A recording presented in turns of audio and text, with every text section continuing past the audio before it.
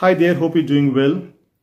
For today's devotional thought, I will talk about some storms that we read in the Bible, what happened during these storms, what happened after these storms.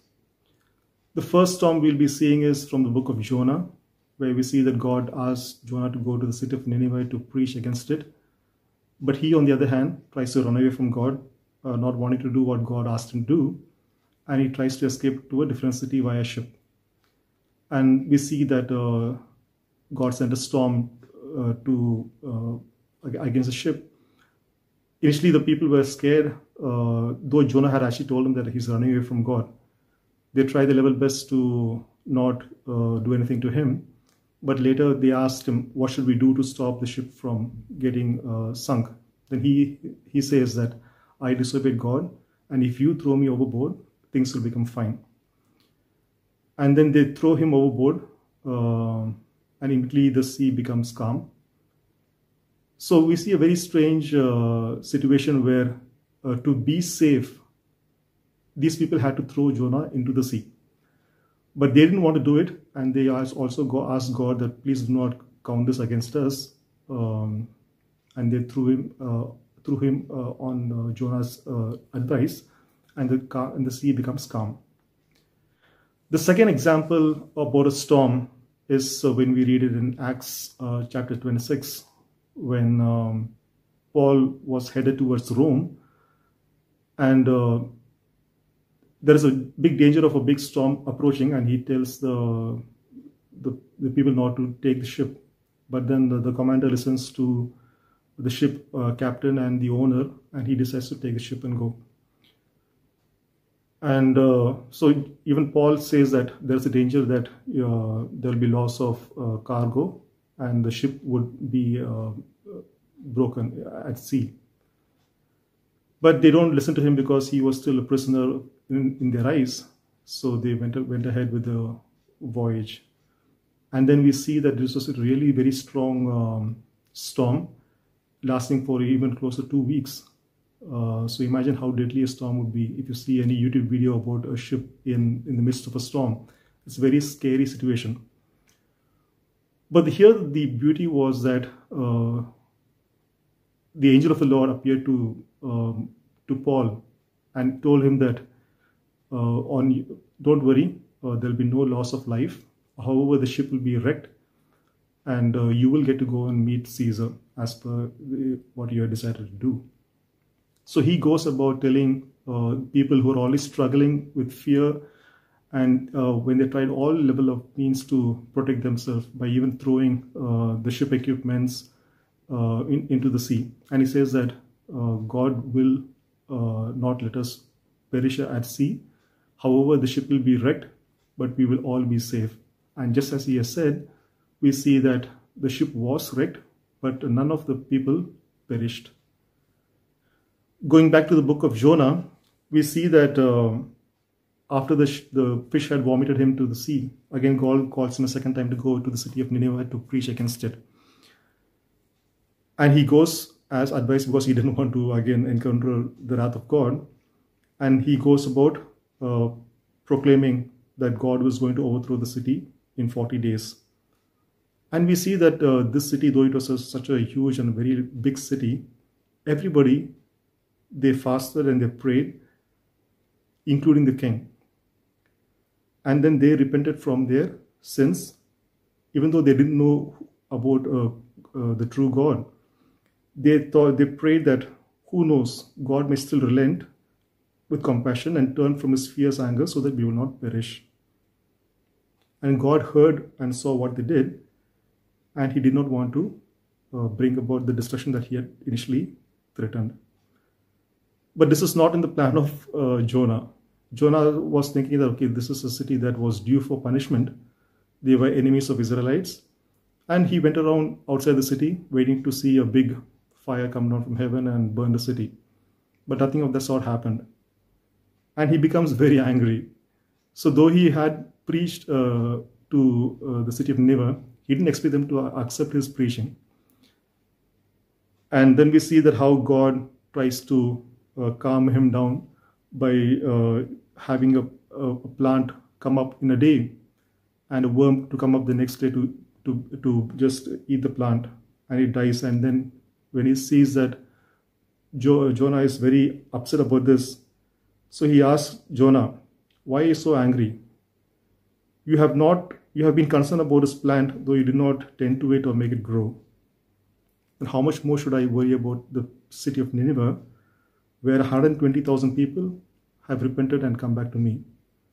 So it's a very good way of ending this book with a question mark that God asks Jonah. Coming back to Paul's shipwreck, we see that the island that they had been wrecked was called Melita, and there were barbarians in that place. But still, when they saw that these people were shipwrecked, they took kindness on them, and they wanted to build a fire and take care of them. And we see that a snake had bit Paul, and they thought that this Paul is definitely going to die.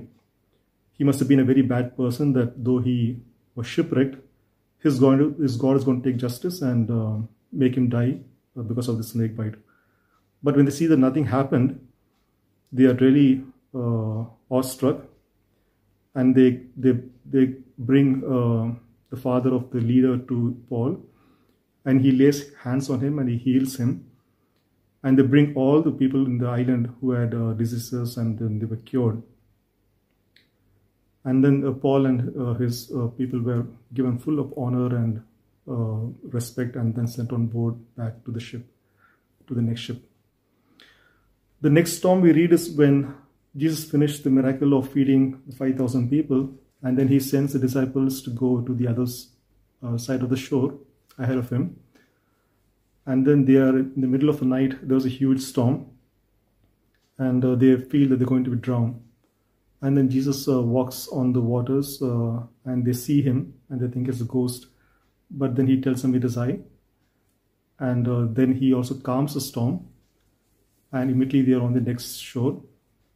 And when they arrive at the shore, a demon-possessed man comes to meet him.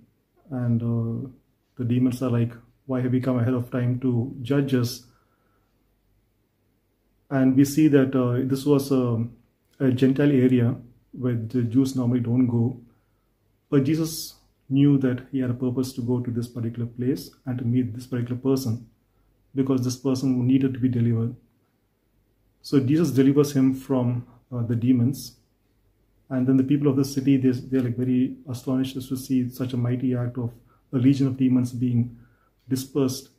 And they tell Jesus to leave the place. So if you see in all of these storms that happen, there is always a spiritual aspect to these storms. The devil doesn't want the goodness that is going to happen to people, and he puts all his efforts to make a storm that will deter people from achieving the purpose that God has set them out to do. If you look at Jonah's purpose, his purpose was to bring deliverance to the city of Nineveh. But he chose to disobey, and the devil would have thought that, okay, fine, with this storm, Jonah is going to perish.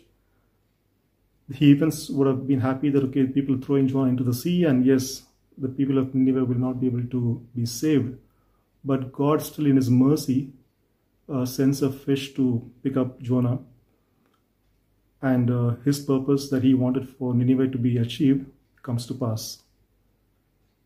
God's purpose for the city of Melita, or the island of Melita, to be saved also comes to pass, though it was not in the plan of the Paul as well as the other people who were traveling with him in the vessel. That was not even part of the agenda. But then God knew that with Paul, he can bring about healing to this place. Same way, there's no hope for the person with a legion of demons inside him. Even though they try to chain him and keep him in the wilderness, his soul would have cried out to God, and God sent Jesus to come there to bring deliverance to this person. Similarly, when we go through our life, there are a lot of storms, spiritual storms. Sometimes it is like really too much for us to bear. It might not be a single day storm. It could be stretching out to weeks, months, even years. And we kind of like question, saying that what is God's purpose in making me go through this storm? If you look at Jonah, his storm was maybe 3 days. He spent 3 days in the fish. The people in the boat with Paul had to spend a rough 2 weeks in the storm at sea with no hope of survival. And then this person who Jesus healed from a legion of demons was there for so many years without any hope. But when God decided to show up, he showed up and brought deliverance. If you look at Jonah, by not being in the ship, it was supposedly the only way to save them. In the example of Paul, by him being on the ship, it was a saving for all the people. Because of him being in the ship, God told that not one person would lose their life in this voyage. And for the man with the legion of demons, just because Jesus came to that place for just one day, all his entire life that he had to struggle with demons was let gone. Similarly, when you are in any place, it is possible that just like Paul, your presence in that area is going to be a blessing to many. People might be saved just because you're there.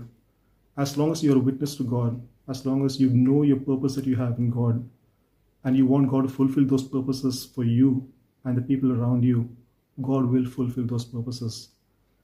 So stay strong if you're going through a storm, for the master of the storm will lead us through the storm and bring deliverance for all. Take care. Have a nice day.